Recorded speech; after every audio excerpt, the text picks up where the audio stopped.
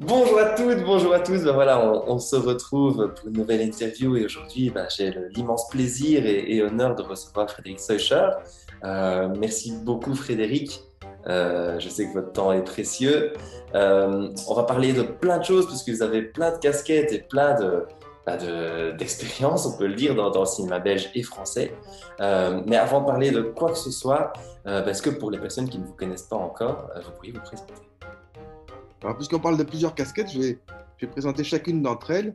La Hmm. première est celle qui compte le plus, je pense, pour ceux qui nous écoutent et pour moi-même d'ailleurs, c'est celle de cinéaste, puisque j'ai commencé à faire des films, j'étais très jeune, j'avais 15 ans, j'en ai un peu plus aujourd'hui.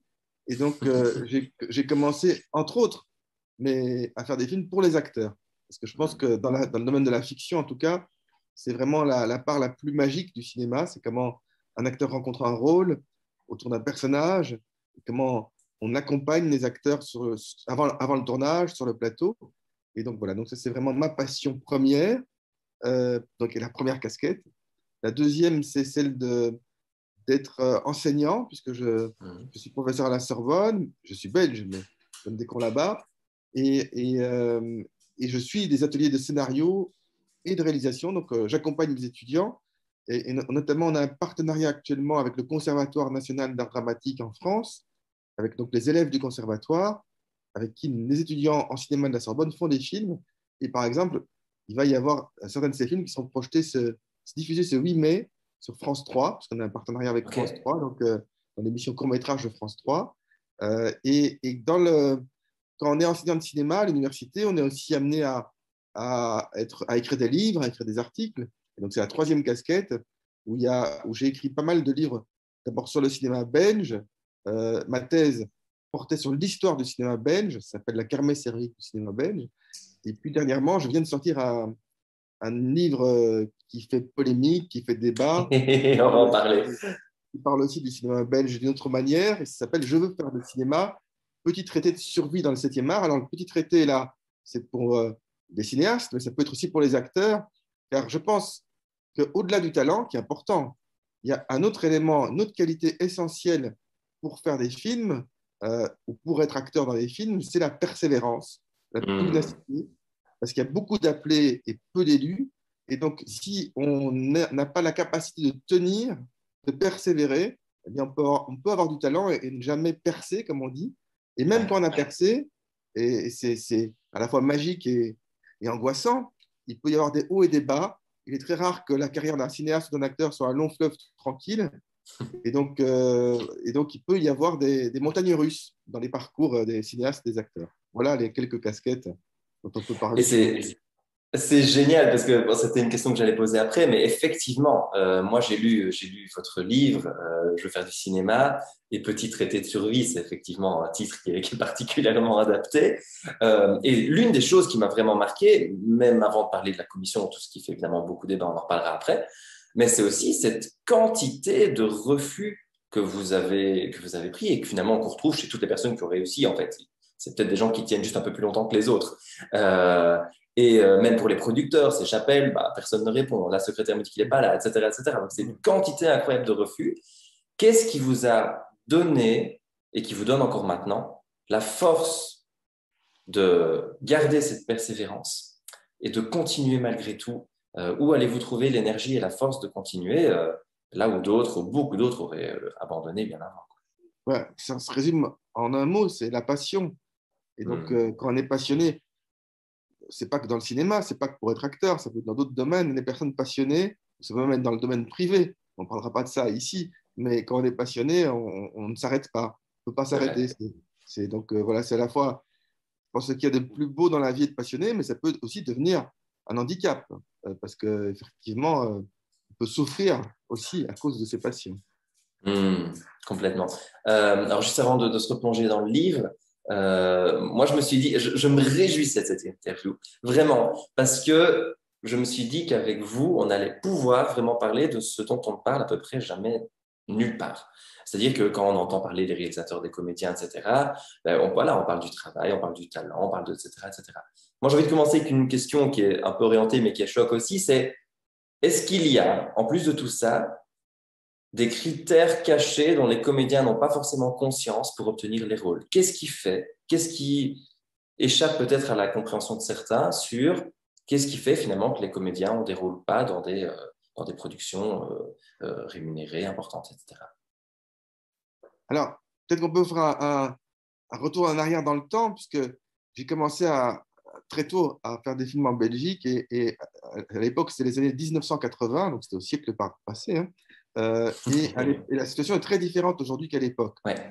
C'est-à-dire qu'à l'époque, j'ai travaillé par exemple avec un comédien qui est formidable, qui s'appelle Jean-Paul Comard, qui a une soixantaine d'années aujourd'hui, et qui à l'époque était un jeune comédien belge qui avait été nominé au César pour un rôle dans La Balance, qui était un grand succès du cinéma français des années 80. Et lui, comme Philippe Voltaire, comme plein d'autres acteurs, peut-être que la jeune génération ne connaît pas, comme Marianne Bassler aussi, par exemple, qui est toujours au théâtre aujourd'hui en France, euh, ont éprouvé le besoin de partir à Paris, de monter à Paris, comme on dit, parce que quand on voulait faire du cinéma comme comédien belge, à l'époque, ça passait obligatoirement par Paris, parce qu'il y avait Oui. il y avait très peu de longs métrages en Belgique. Et donc, même quand il y en avait, souvent les rôles principaux étaient pour des acteurs français, pour des raisons de coproduction. Donc, c'est déjà une première manière de répondre à Ouais. votre question. Évidemment, le côté, la notoriété d'un acteur dont on a besoin pour financer son film. Et donc, la situation a radicalement changé depuis une vingtaine d'années, où il y a, depuis même les années 90, puisque Benoît Poelvoorde, quand il fait cette arrivée près Ouais. de chez vous, ben, il est toujours resté vivre à Namur, quand il ne tourne pas, ou dans les alentours de Namur. Et c'est évidemment devenu une grande star. Et donc, il a pu rester en Belgique tout en devenant une star à la fois en Belgique et en France. Mais il n'y a pas que lui. Il y a pratiquement tous les acteurs qui ont découvert les Frères Dardenne, Olivier Gourmet. Enfin, quand j'ai découvert, c'est-à-dire que avant qu'Olivier Gourmet ne tourne dans La Promesse, il n'était Ouais. pas connu comme acteur, en tout cas pas dans Jérémy le Régnier. cinéma. Voilà, Jérémy Régnier, Émilie Dequesne, Déborah François. Donc, qu'on aime ou qu'on n'aime pas les Frères Dardenne, le cinéma des Frères Dardenne, il faut reconnaître qu'ils ont ce talent d'avoir pu découvrir un certain nombre d'acteurs. Et donc, à ces acteurs, on peut rajouter Cécile de France, on peut rajouter Marie Gillin, on peut, voilà, donc il y a évidemment un grand nombre d'acteurs belges, y compris qui continuent à vivre en Belgique et qui aujourd'hui tournent des films. Donc la situation Ouais. n'est pas du tout la même aujourd'hui que quand j'ai commencé. Mais ce qui reste un élément constant et qui n'est pas propre au cinéma belge, mais qui est alors est-ce que c'est un travers ou pas? C'est une question du cinéma, c'est le star system ou le fait qu'on a besoin de personnes connues pour certains types de films. Et donc, c'est les lois de la production, en fait. Et très souvent, un cinéaste, il n'est pas totalement libre. Si on quitte la Belgique et qu'on va en France, pour avoir une chaîne de télévision, par exemple, les chaînes de télévision en France sont les premiers financeurs du cinéma, eh bien, ce serait très difficile d'avoir un financement si on tourne avec une troupe de jeunes comédiens magnifiques, mais qui ne sont pas connus du tout. Et donc, comment est-ce qu'on sort de ce... Comment arriver à être connu, du coup? Parce que sinon, c'est un cercle vicieux, un cercle sans fin. Et donc, une des questions, c'est comment est-ce qu'on peut, quand on est comédien, arriver à avoir un minimum de notoriété pour pouvoir être engagé régulièrement dans les films. Alors là, on parle que de questions économiques, mais évidemment, il vaut mieux avoir du talent. Et puis, il y a le talent de l'interprétation. Et donc, ça, c'est très important. C'est la base de tout. Parce que moi, comme réalisateur, c'est ce que je privilégie toujours, c'est quand j'ai l'impression qu'un acteur apporte quelque chose en plus au film par son La talent. magie dont on parlait au début. Et puis, il y a quelque chose de magique, puisque vous l'évoquez, et à laquelle, à cela, je n'ai pas de réponse, c'est la notion de charisme. Car il y a certains comédiens qui ont beaucoup de talent, mais qui n'ont pas forcément le charisme qu'ont d'autres comédiens. Et qu'est-ce qui fait qu'à un moment, et je parle pour le cinéma en particulier, parce que c'est un petit peu différent pour le théâtre, mais qu'est-ce qui Ouais. fait que du coup, il y a une caméra qui aime les acteurs. Par exemple, là, je vous vois en train de faire un échange par Zoom, mais je vois que vous percez l'image. Donc, il y a quelque Ah, chose de merci. charismatique en vous. C'est adorable. Et merci pour votre franchise parce que c'est pour ça aussi. Il faut bien savoir que cet échange, il est destiné à des comédiens, d'ailleurs belges et français, parce qu'il y a les deux dans la formation, euh, qui se posent ces questions-là. En fait, ils ont vraiment ce sentiment, je fais tout bien, je travaille dur, je fais mes photos, banque démo, CV, je me montre, j'essaie de développer mon réseau. Alors ça, on peut en parler aussi parce que c'est quand même quelque chose de pas évident. Mais je sens qu'il y a au-dessus de moi une caste de comédiens qu'on appelle régulièrement, et plus on les appelle, plus ils travaillent, plus ils appellent, etc. C'est un cercle vertueux. Et eux, au contraire, n'arrivent pas à percer ce fameux plafond de verre, plafond invisible.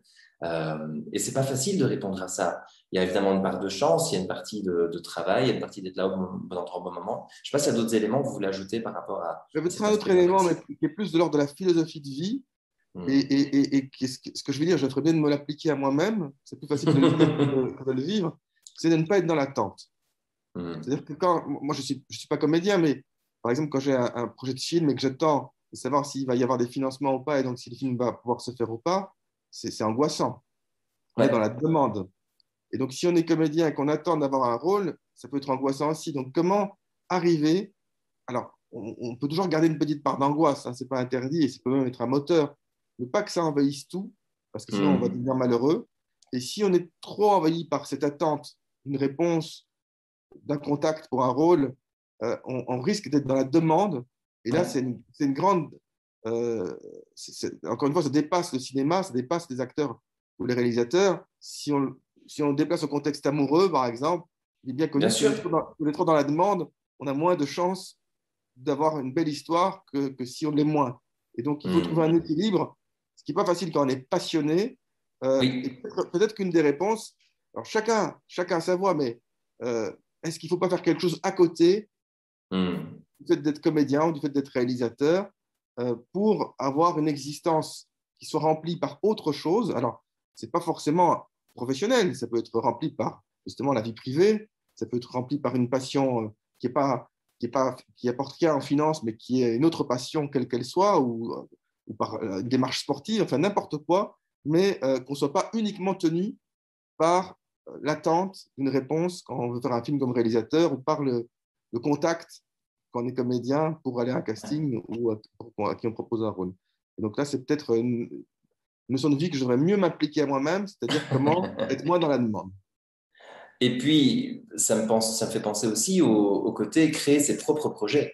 Ne pas attendre forcément que le téléphone sonne, mais créer ses propres projets. Et là, évidemment, en disant ça, moi qui viens de lire le livre, ça me parle, enfin, ça me fait sourire parce que du coup, est-ce qu'on peut créer ses propres projets et comment être visible? Après, il y a les réseaux sociaux. Peut-être que c'est ça aussi la réponse et le Ce gros qui est changement formidable à notre d'aujourd'hui. époque, ce qui est formidable à notre époque, qui n'était pas le cas, j'ai l'impression d'être un vieux dinosaure en disant ça, mais qui n'était pas le cas quand j'ai commencé, c'est qu'effectivement, on a les moyens techniques qu'il n'y avait pas avant. C'est-à-dire qu'on peut aujourd'hui, avec son téléphone ou avec une Oui, petite bah, avec caméra, ça, aujourd'hui, voilà. Donc peut-être. on peut faire des essais. Et donc c'est vrai que par exemple, moi comme réalisateur, si un comédien me contacte en me disant j'ai envie de travailler avec vous, je préférerais voir quelque chose qu'il a déjà fait.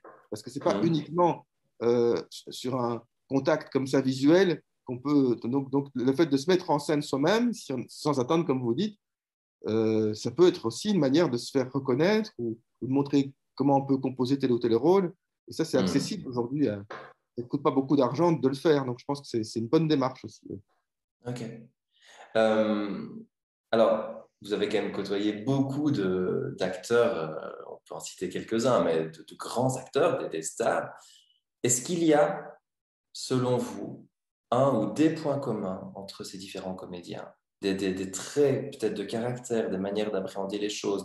Je n'ai pas envie d'orienter d'une manière ou d'une autre, mais est-ce qu'il y a des points communs entre ces acteurs qui ont réussi, selon vous? Ben, moi, oui, je n'y ai jamais pensé, c'est grâce à votre question que j'ai réfléchi immédiatement. C'est le fait